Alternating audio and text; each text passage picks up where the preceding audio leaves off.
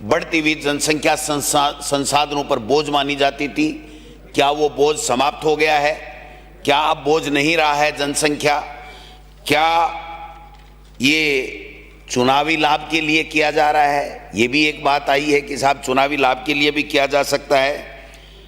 क्या ये जो कानून था, क्या ये जब से आया तब से जनसंख्या नियंत्रण में विफल हो गया है कि इस कानून की कोई प्रासंगिकता ही नहीं रही है?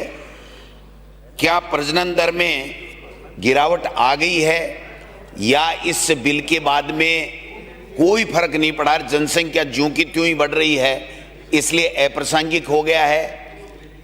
क्या लोगों में इतनी ज़्यादा जागरूकता आ गई कि सो मोटो ही पूरे देश और प्रदेश के लोग जनसंख्या नियंत्रण में लग गए हैं और इसलिए इस बिल की आवश्यकता नहीं रही है? ये 5-7 जो चीज़ें हैं, मैं समझता हूं कि इसी के ऊपर ये चर्चा की बात है और इसी के ऊपर बिल लाया गया। मेरा ऐसा मानना है कि जनसंख्या ज्यों की त्यों बढ़ रही है, केंद्र की नीति त्यों की त्यों है,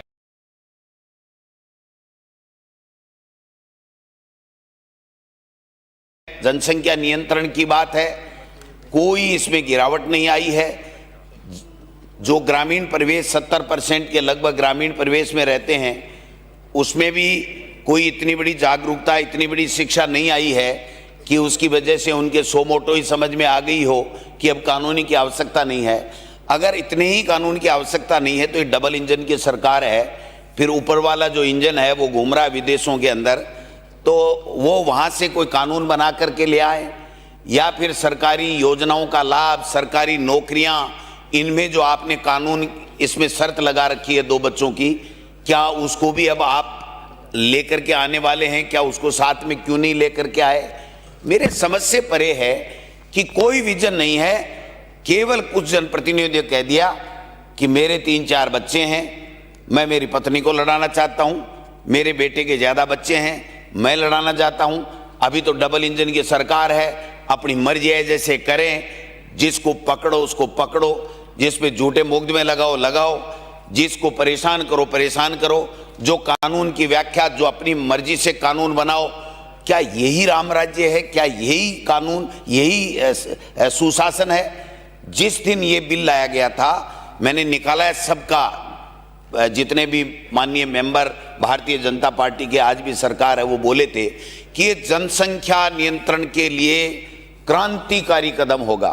तो ये क्रांतिकारी आज विफल कैसे हो गया? ये यू टर्न कैसे आया? मैं समझना चाहता हूं, अगर कोई बात हो तो आप बताएं।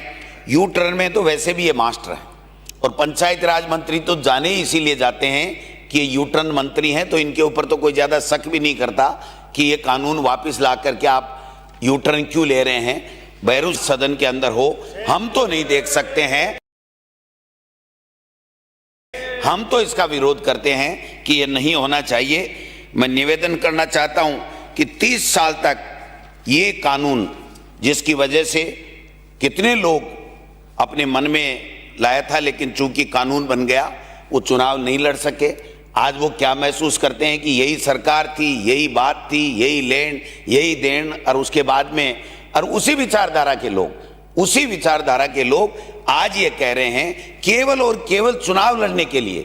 मैं समझता हूं कि चुनाव लड़ने के लिए अगर इस कानून की समाप्त किया जा रहा है, वापिस से संशोधन लाया जा रहा है, तो 101% राजनीतिक लाभ के लिए लाया जा रहा है। इसके अलावा वोट बैंक के लिए लाया जा रहा है कि सस्ती लोकप्रियता बढ़ लें, जनता शिक्षा से वंचित रहे तो रहो, स्वास्थ्य से वंचित रहे तो रहो, जनता को कोई संसाधन। आज ट्रैफिक की क्या समस्या है साहब, हम सिविल लाइन से मंत्री महोदय खुद 1 घंटे में यहाँ नहीं आ पाते हैं।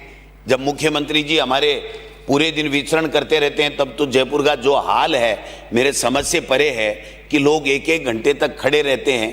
पहले दिन जब मुख्यमंत्री जी बने थे तो कह मैं लाल बत्ती पे नहीं रुकूंगा और वो लगाऊंगा और मेरा बाईपास नहीं करूंगा मैं लाल बत्ती को। अब तो भाई साहब लाल बत्ती रहती है, सारे दिन बंद रहता है कि आज मुख्यमंत्री जी इधर जा रहे हैं, आज मुख्यमंत्री जी पोस्ट बड़ा कार्यक्रम में इधर जा रहे हैं, आज गणेश जी के मंदिर जा रहे हैं, आज ओटीएस जा रहे हैं, सारे दिन रहता है। तो क्या जनसंख्या कम हो गई क्या? क्या ये इस कानून को लाने के पीछे आप हमें उद्देश्य तो बताओ। हमको लोग पूछेंगे, हम जनता के प्रतिनिधि हैं, जनप्रतिनिधि हमको पूछेंगे कि 30 साल पहले तुम्हें ही जनप्रतिनिधियों ने इसी विधानसभा के अंदर ये कानून लाए थे कि इसके ऊपर 2 से ज्यादा के बच्चा अगर होगा तो वो चुनाव लड़ने का अधिकारी नहीं होगा। हाँ, ये बात सही है कि तब भी ये कहते थे कि एमएलए और एमपी के ऊपर ये बाध्यकारी क्यों नहीं है, ये कानून लागू क्यों नहीं है। लेकिन आज हम उसी कानून को वापस ले रहे और वही सरकार ले रही है जो सरकार लेकर के आई थी। यहां मैंने सुना है, मैं भी चौथी बार आया हूं माननीय सभापति महोदय, मैंने सुना है हमारे विराटनगर से जो एमएलए साहब आते थे वो बार बार कहते थे इसको हटा दो, इसको हटा दो, इसको हटा दो, इसको हटा दो। तब भारतीय जनता पार्टी के तमाम लोगों का एक ही बात होता था कि इसके बगैर तो ये कानून तो अनिवार्य होना ही चाहिए, क्योंकि जनसंख्या नियंत्रण किए बगैर तो हम लोग विकास कर ही नहीं पाते। आप 2047 के अंदर विकसित भारत बना रहे हैं, क्या इस कानून से बच्चों की छूट देने से विकसित भारत बन जाएगा?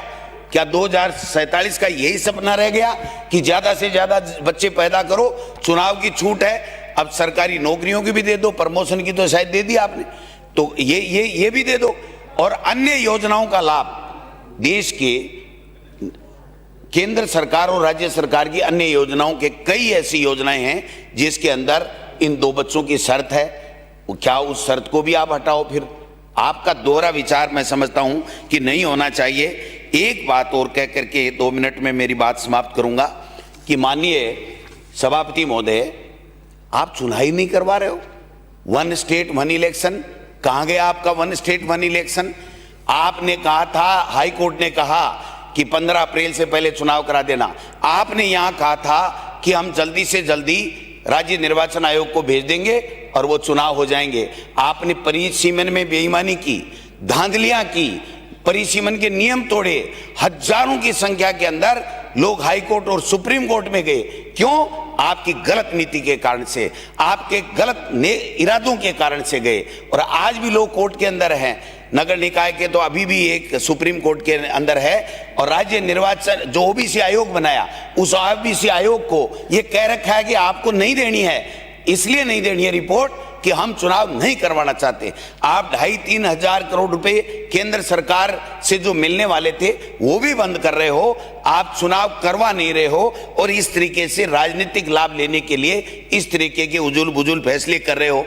जनप्रतिनिधि, चुने हुए जनप्रतिनिधि थे, माननीय सभापति महोदय हटा दिया, प्रधान हटा दिया, प्रमुख, आप देखो सरपंचों को हटा दिया, मर्जी है जैसे हटा रहे हैं। और एक सबसे बड़ी दुख की बात यह है कि परिसीमन में जो परिसीमन की कमेटी का चेयरपर्सन है, अध्यक्ष होता था, पंचायती राज मंत्री, उनको भी नहीं पूछा।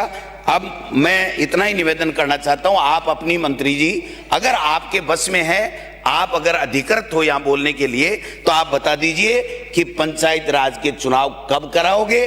बेईमान परिसीमन भी सही, लेकिन जनता इंतजार कर रही है आपको खोखा खिलाने के लिए कि आपका कब सुपड़ा साफ करें और आपको बताएं कि आपका कौन सा सुशासन है। 2 शेर कह करके, एक शेर कह करके बात समाप्त करूंगा। आज मैं कोई ज्यादा उस मूड में नहीं हूं, आप चिंता मत करो। एक शेर कहना चाहूंगा, कल जिसे जुर्म कहा, सभापति महोदय सुनना, बहुत आपके काम की चीज है।